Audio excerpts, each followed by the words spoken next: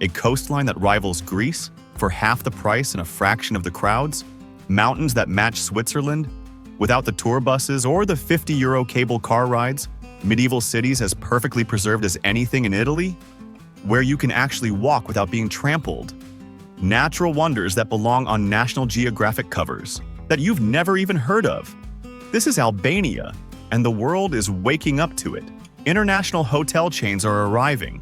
Influencers are posting. Flight routes are expanding. The Instagram hordes are coming. The Albania you can visit today will not be the Albania that exists in 2030. In 5 years, Albania will be the next Croatia. In 10 years, it'll be the next Greece. Overcrowded, overpriced, overdeveloped. But right now, it's Europe's last secret, and the window is closing fast. Let us show you what you're missing. Albania is a country of 3 million people wedged between Greece, Montenegro, and the Adriatic Sea. For nearly 50 years, from 1944 to 1991, communist dictatorship kept it completely sealed off from the world. No tourists, no trade, no contact. Europe's North Korea. But here's what makes Albania different from every other undiscovered gem you've been sold. It's actually affordable. We're talking 30 to 40 euros per day for budget travelers, 60 to 80 euros for mid-range. Try doing that in Greece or Croatia or Italy. You can't. It's actually empty. The Albanian Riviera gets a fraction of the tourists that Mykonos gets. The Albanian Alps have trails as epic as anything in Switzerland with almost nobody on them. You can have UNESCO World Heritage cities nearly to yourself. It's actually authentic. Mass tourism hasn't sanitized this place yet. Grandmothers still cook traditional food. Ancient hospitality codes still matter. Villages still function as real communities, not open-air museums performing for tourists. This is Albania, Europe's smartest dupe, Europe's last secret. But not for much longer. We're just getting started. Subscribe to our channel, The Destination Dupe, to rediscover the world through a fresh lens with stories, perspectives, and culture. One journey at a time. Are you ready? Let's begin. For 2,500 years, this coastline has been coveted. The ancient Greeks called it Illyria and built colonies along these shores. The Romans turned it into a maritime highway. The Ottomans fortified it.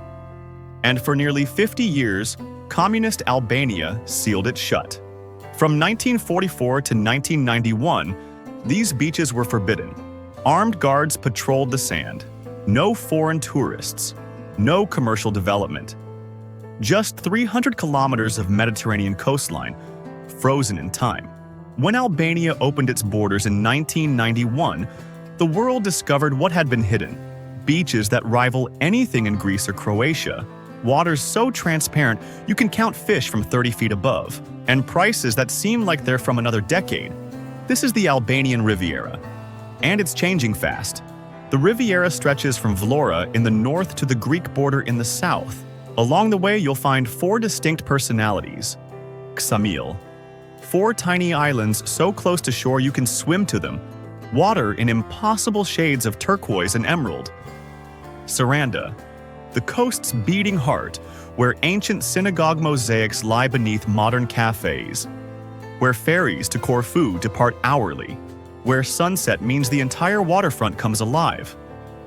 Dhermi, perched between mountain and sea, where old stone houses crowd steep streets above some of Albania's most pristine beaches, where beach clubs pulse with music until dawn.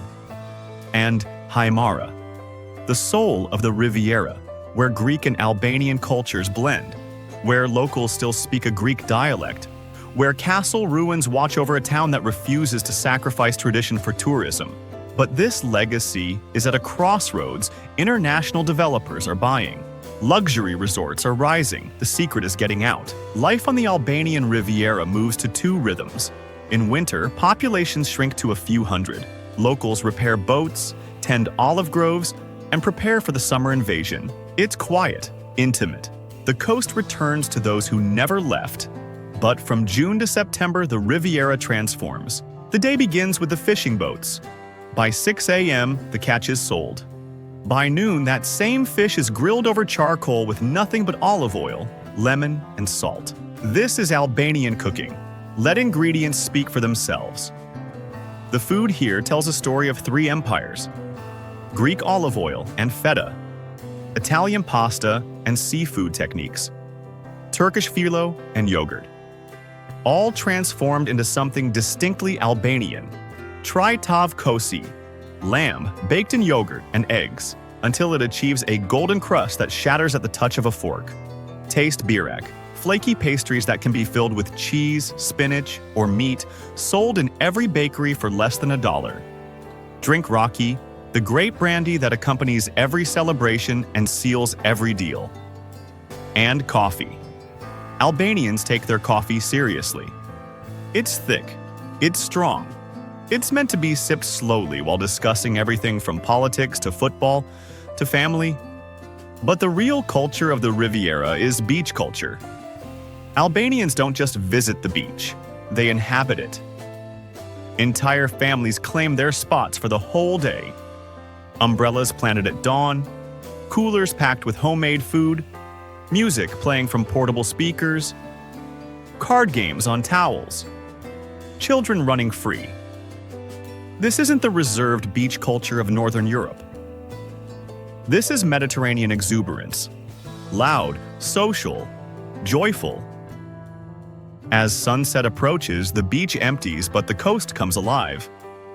The evening promenade, called Gjiro, is sacred. You walk, you see, you're seen. It's social currency, community connection, romance ritual, all wrapped into a simple walk along the water.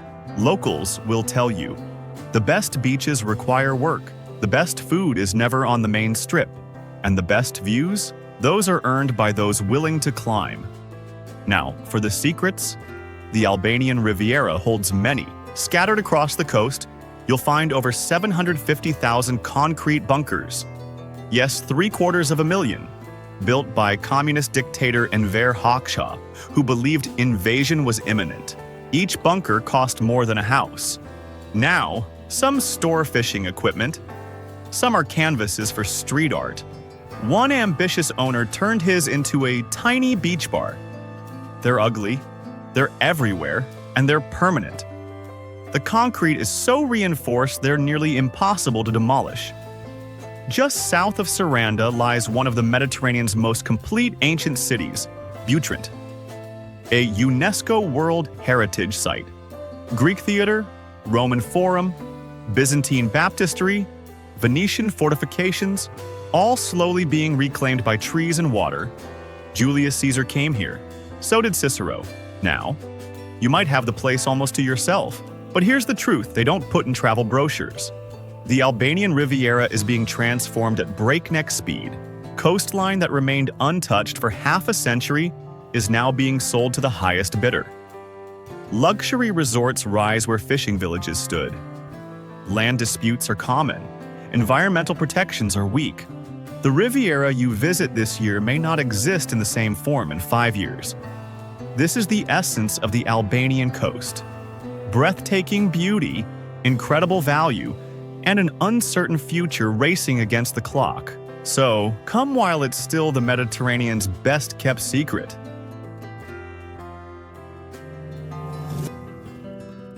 From the warm embrace of the Mediterranean, we climb north. The air cools, the landscape transforms, the mountains rise. Welcome to the Albanian Alps. The Albanian Alps have 100 names.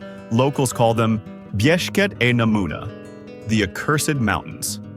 For centuries, they were impenetrable, impassable in winter, dangerous even in summer, a barrier that protected and imprisoned in equal measure. These mountains created a culture unlike anywhere else in Europe. For over 600 years, from the Ottoman conquest until the 20th century, these valleys operated under their own laws. The Kanun, an ancient code dictating everything from hospitality to blood feuds. Ottoman administrators rarely bothered to climb up here. The mountains governed themselves. In this isolation, traditions solidified into stone. Villages were built vertically, houses, towers, churches clinging to impossible slopes. Roads? There were none. just footpaths that took days to traverse. These weren't villages connected to a nation. These were sovereign fortresses of family and tribe. Under communism, the mountains were forcibly integrated. Collective farms, mining operations, roads bulldozed through ancient footpaths. Many villages were abandoned as young people fled to cities. Then, in 2005, something unexpected happened. Hikers discovered these mountains. Word spread quietly among adventure travelers. There's a trail in Albania that rivals anything in the Swiss Alps, and almost nobody knows about it. The peaks of the Balkans, the Thethtu Valbona Traverse. Multi-day treks through terrain that looks carved by gods. Now the question, can these mountains balance tourism with tradition? Can they welcome the world without losing themselves? Life in the Albanian Alps operates on mountain time. These stone towers, called kulas, were designed for defense. Thick walls to stop bullets, small windows for shooting back, upper floors for living, ground floor for livestock, whose body heat would warm the house through brutal winters. But notice what's missing. There are no fences, no gates, no locked doors, because of Besa. Besa is the ancient code of hospitality and honor. Your word is sacred. A guest is sacred. Even your enemy, if they enter your home seeking protection, becomes sacred. Stories are still told of families who protected blood enemies for years because Besa demanded it, of homes that stayed unlocked because theft was unthinkable, of strangers welcomed as family because tradition required it. This isn't romantic mythology, this is lived reality. Even today in these mountains, you can knock on almost any door and be offered coffee, food, and shelter. The food here is simple because it has to be. Ingredients are what the mountain provides. Flia, the ceremonial dish. Layers of crepe batter and cream cooked under a metal dome covered with hot coals. Each layer browns and crisps before the next is added. The process takes hours. The result is unlike anything else. Crispy, creamy, rich, unforgettable. Cheese made from morning milk. Honey from alpine flowers. Bread baked in outdoor ovens. Meat from animals that graze these slopes. Raki, distilled from mountain herbs, and chai mali, mountain tea. Wild herbs gathered by hand, dried in the sun, steeped in boiling water. Every family has their own blend. In summer, shepherds still take their flocks to high pastures, just as their grandfathers did. They spend months in tiny stone shelters, making cheese by hand, living in near solitude. They'll tell you they wouldn't trade it. The city? Too loud, too crowded, too fast. Up here, time moves differently. But the mountains are changing, not just surviving anymore. They're thriving. The peaks of the Balkans Trail has become one of Europe's epic hikes. The Thethtu Valbona Crossing. A 7-hour journey over a 1,800-meter pass with views that make grown adults weep. Former shepherds now guide hikers. Traditional homes now host travelers from 50 countries. Villages that were emptying are being repopulated by a generation that sees opportunity in tradition. It's tourism, yes, but it's also preservation. Now for the darker secrets, the Albanian Alps Guard. The Kanun, that ancient code. It included rules for blood feuds. A murder demands revenge, that revenge demands counter-revenge. Feuds could span generations. Men in active feuds would self-imprison in towers to protect their families from retaliation. Some spent decades inside. The last documented case? 2019. Most feuds have been reconciled through elaborate ceremonies involving village elders and symbolic acts. But the towers remain. Monuments to a legal system older than any government. In mountain society, a family without men faced catastrophe. The solution? A daughter could swear an oath of virginity and become a social man. She'd cut her hair, wear men's clothes, carry weapons, own property, and represent the family in village councils. These sworn virgins, called Bernisha, were respected as men, lived as men, and were often more trusted than biological men because they'd sacrificed so much. The practice is almost extinct. The few remaining Bernisha are elderly. But here's the real surprise. These mountains are not dying. Against all odds, mountain culture is experiencing renaissance. Young people are returning. Old songs are being recorded. Traditional crafts are being revived. The same isolation that preserved these traditions for centuries is now protecting them from the homogenization that tourism often brings. Because you can't build a mega resort when there's no road access. You can't import international chains when electricity is seasonal. You can't rush ancient culture when the mountain itself sets the pace. The Albanian Alps remain wild, uncomfortable, challenging, real, and maybe that's exactly what we need.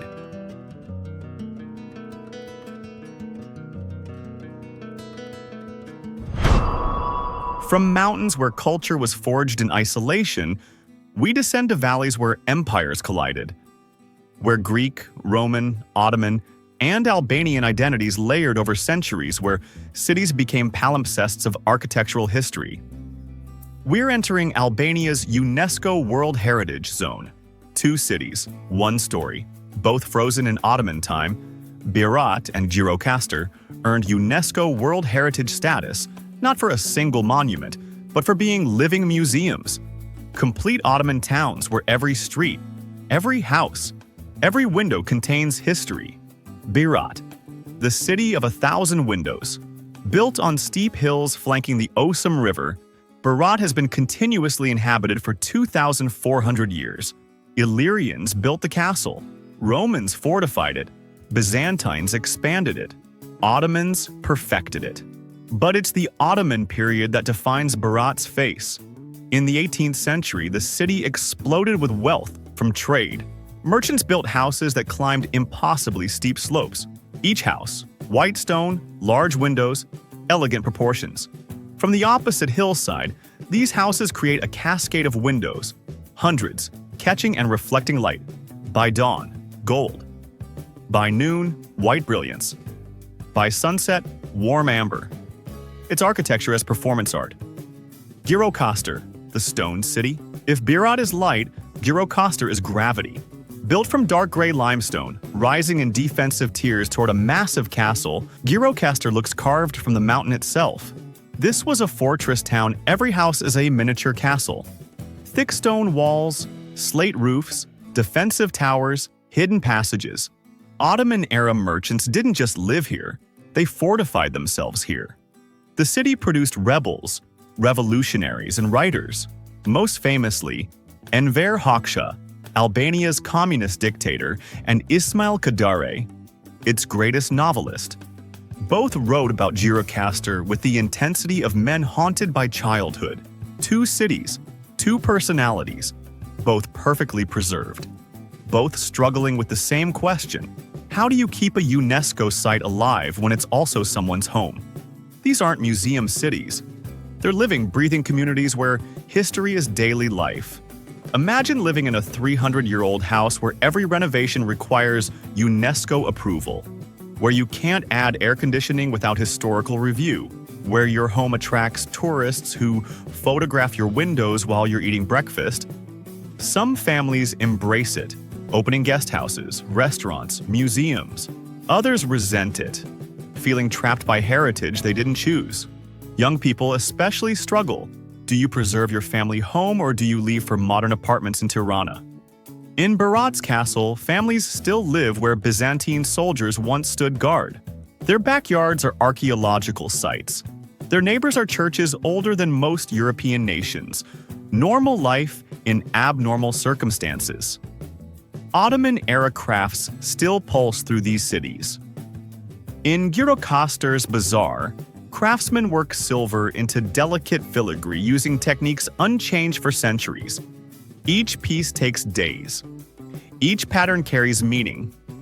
Wedding symbols, protection motifs, family crests, coppersmiths, hammer pots, and coffee sets using skills passed from father to son through 15 generations. The rhythm of their hammering is the heartbeat of the old town. But succession is fragile. Fewer young people want to spend years learning crafts that pay less than tech jobs in Tirana. Master craftsmen in their 70s worry their knowledge dies with them. The food in these cities reflects layers of influence. Çifki, rice balls with eggs and herbs, invented in Gjirokaster, found nowhere else.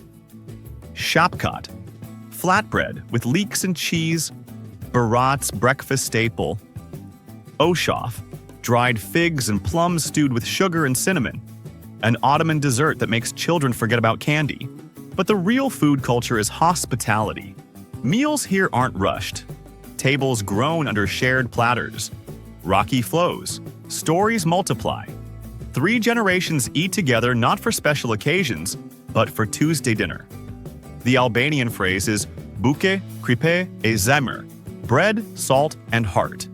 You share these 3 things, you share everything. Walk through Berat or Gjirokaster and you'll see something rare. Mosques and churches on the same street. Sometimes the same block. Albania is majority Muslim, with significant Orthodox and Catholic minorities, but religious identity here is complicated.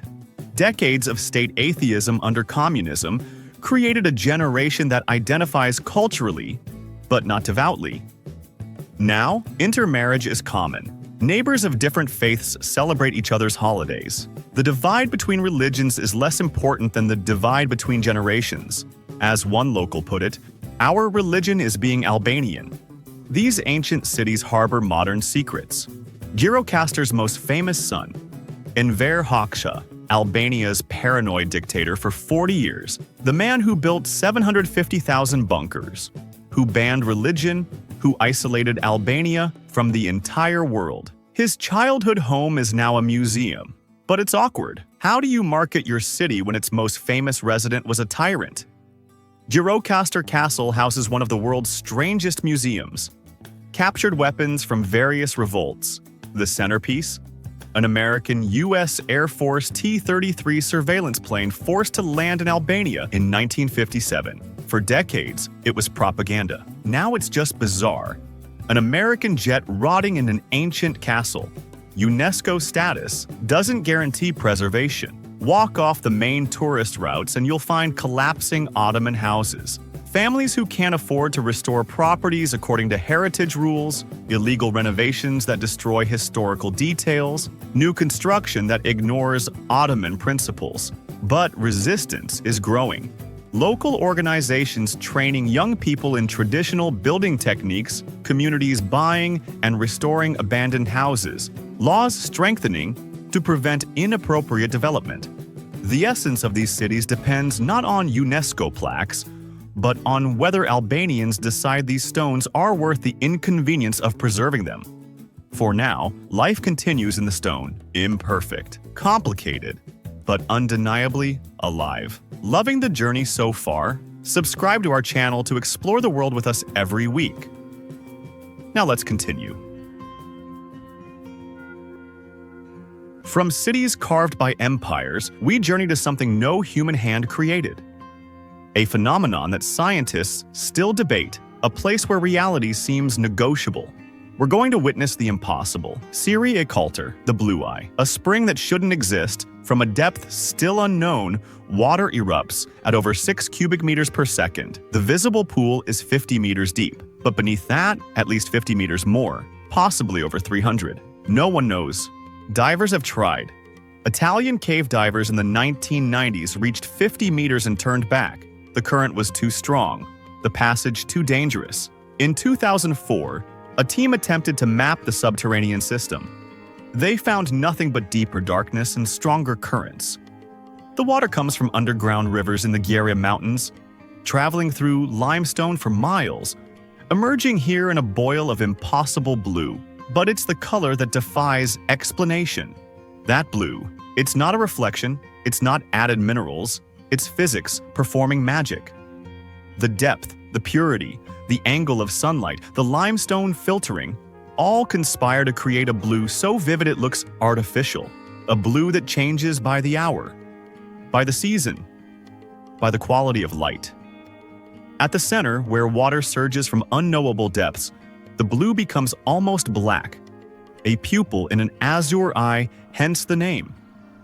For decades, locals knew about it but kept quiet. During communism, it was off-limits. a restricted natural area. When Albania opened, word spread slowly. Travel blogs, Instagram, National Geographic. Now, it's Albania's most photographed natural site, and it's drowning in its own popularity. The Blue Eye exists at the intersection of wonder and crisis. The spring is managed by a small team of locals from nearby villages. They arrive before dawn, they leave after sunset. Their job, protect something infinitely fragile from infinite popularity. They've seen the transformation. 10 years ago, maybe 50 visitors per day. Now, over 1,000 on peak summer days, all wanting the same photo, all walking the same paths, all impacting the same delicate ecosystem. The guardians do what they can. Wooden walkways to prevent erosion. Strict no swimming rules, though tourists break them. Fences to protect vegetation, trash collection, education attempts. But they're overwhelmed. Along the approach road, family restaurants serve food with a constant soundtrack, rushing water. The specialty, trout, caught from the crystal clear river, fed by the spring, grilled whole with just olive oil and lemon. So fresh it was swimming an hour ago. These restaurants employ entire villages. Tourism dollars that stayed in Tirana or on the coast now flow here. Children who would have left for cities can stay. The Blue Eye doesn't just attract tourists, it sustains communities. But there's tension. Some families want to expand. Others fear overdevelopment will destroy the natural beauty that brings people here in the first place. It's the eternal tourism paradox. The thing you love will be destroyed by the people who love it. Despite the crowds, something sacred remains. Watch people approach the spring, loud conversations drop to whispers, rushing tourists stop and stare, cynical teenagers put down their phones. Even in the chaos of peak season, the Blue Eye demands reverence. People don't just take photos, they sit, they watch, they fall silent. The hypnotic swirl of water acts as meditation. The impossible blue quiets minds. Albanians bring their families here for milestones, baptisms, engagements, anniversaries. The Blue Eye has become part of the national identity, a source of pride. Proof that little Albania possesses natural wonders that rival anywhere on Earth. For international visitors, it's often a pilgrimage. They've seen the photos. They don't believe the photos. They need to see for themselves if that blue is real. It is. It's real. Locals have theories about where the water comes from. Some say it travels underground from Greek springs, 20 kilometers away. Others swear it's connected to the Ionian Sea through subterranean passages. Old legends speak of rivers that disappear into mountains and emerge here, blessed by spirits. Scientists are only slightly more helpful. They know it's a karst spring. Water filtering through limestone, they've traced some underground connections, but the full system, still mystery. There's something poetic about that. In an age when satellites map every inch of Earth, when we've sent probes beyond our solar system, we still can't fully explain a spring in southern Albania. Some mysteries resist solving. The Blue Eye is beautiful. The Blue Eye is suffering. Both truths coexist. See those signs? No swimming in Albanian, English, German, Italian. See those tourists? Swimming anyway. The water is 10 to 13 degrees Celsius year-round. Numbingly cold. The current is dangerous. People have drowned. The ecosystem is fragile. Swimming stirs sediment, damages plants, disrupts the whole system. But the photo opportunity is irresistible. Instagram demands sacrifice. Guards can't watch everywhere. Tourists swim, post, leave. The damage accumulates. Here's what scientists know. The water emerging from the Blue Eye is some of the purest in Europe. Nearly distilled quality. Cold enough to prevent bacterial growth. Filtered through miles of limestone. But the river fed by this spring? Increasingly polluted. Restaurants dump in waste. Agricultural runoff. Development. The pristine spring feeds a degrading river. But this story isn't over. Local activists are fighting back. Stricter regulations, better enforcement, capacity limits, education programs. investment in sustainable infrastructure. Young Albanians especially are refusing to let their natural heritage be destroyed for short-term profit. They've seen what happened to beaches in Greece and Croatia. They've seen overdevelopment ruin natural sites globally. The question, will they act fast enough? Because here's what's at stake. Not just a tourist attraction, but a wonder. A place where the earth reveals something raw and real, where humans are reminded we don't create beauty, we just occasionally stumble upon it. The blue eye asks nothing of us. It simply exists. The question is whether we can exist beside it without destroying it.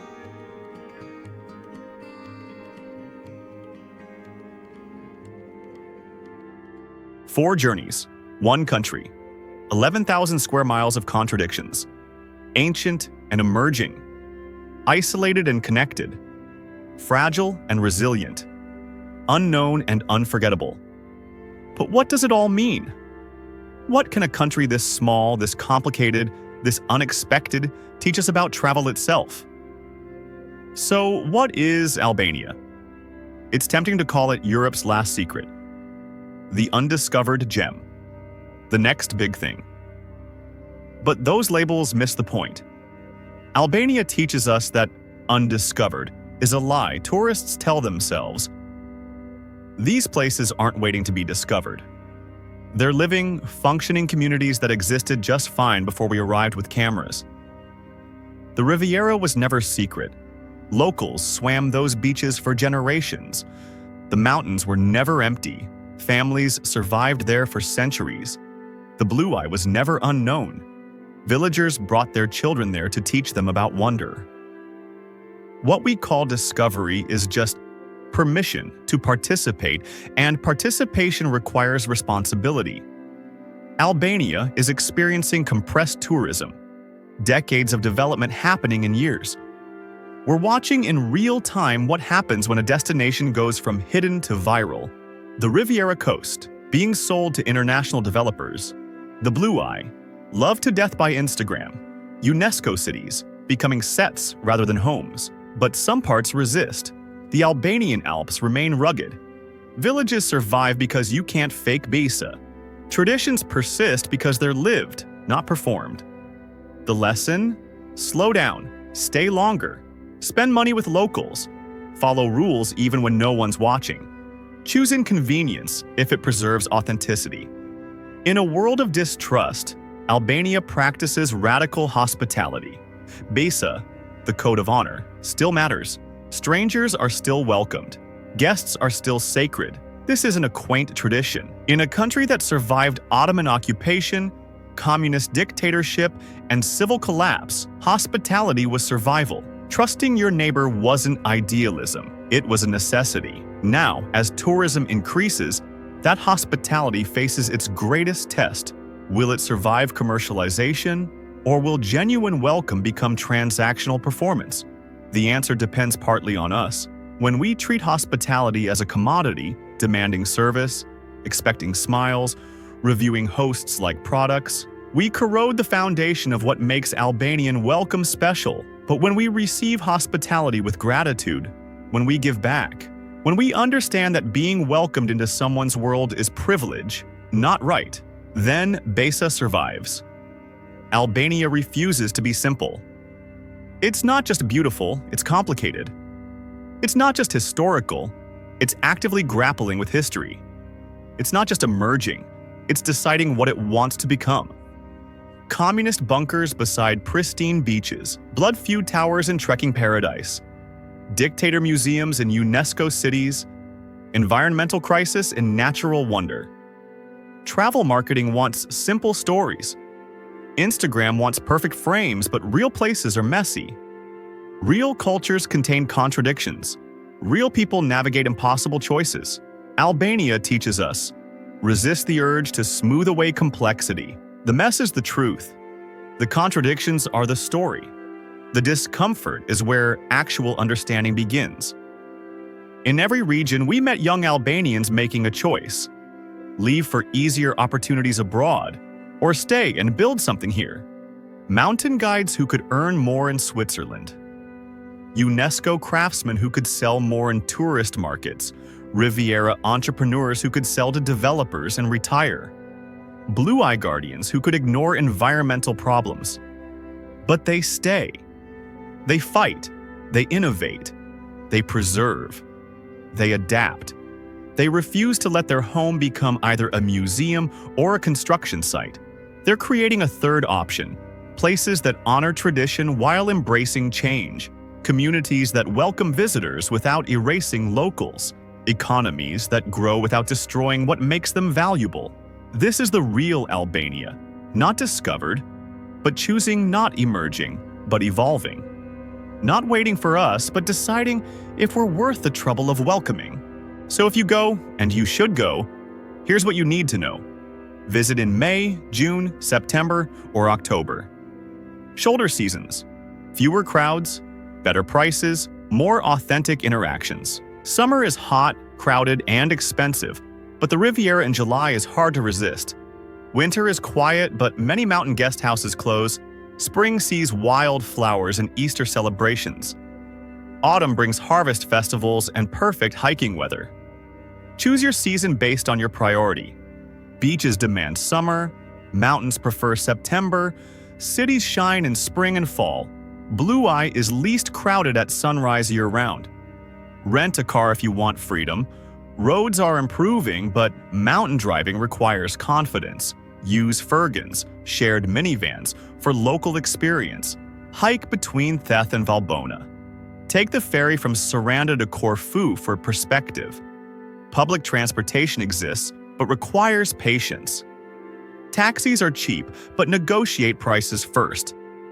In cities, walk. Everything worthwhile is within walking distance. Choose family guest houses over international chains, you'll pay less. Eat better. Learn more, support directly. In the mountains, stay in traditional houses, some without hot water, all with incredible hosts. In cities, find Ottoman houses converted to hotels. On the coast, look for small, locally owned spots away from main strips. Book directly when possible. Eat where you see locals eating. If the menu has pictures, leave. If nobody speaks English, perfect. If grandma is cooking, you've won. Try everything. Berat for breakfast, tavkosi for lunch, fresh seafood on coast, mountain flea in the Alps, kifki in Gjirokaster. Drink coffee slowly. Say yes to Rocky. Share from communal plates. Don't rush. Food here is connection. Learn basic Albanian. Effort matters more than accuracy. Dress modestly in religious sites and small villages. Ask before photographing people. Accept hospitality, but offer to reciprocate. Don't assume poverty. Albanian pride is real. Remove shoes when entering homes. Be patient with service. Tip around 10% in restaurants. Pay in lake when possible. Better rates helps locals. And follow environmental rules. Don't swim where prohibited. Stay on marked trails. Pack out trash. Respect carrying capacities. Your photos aren't worth the damage. Albania remains affordable.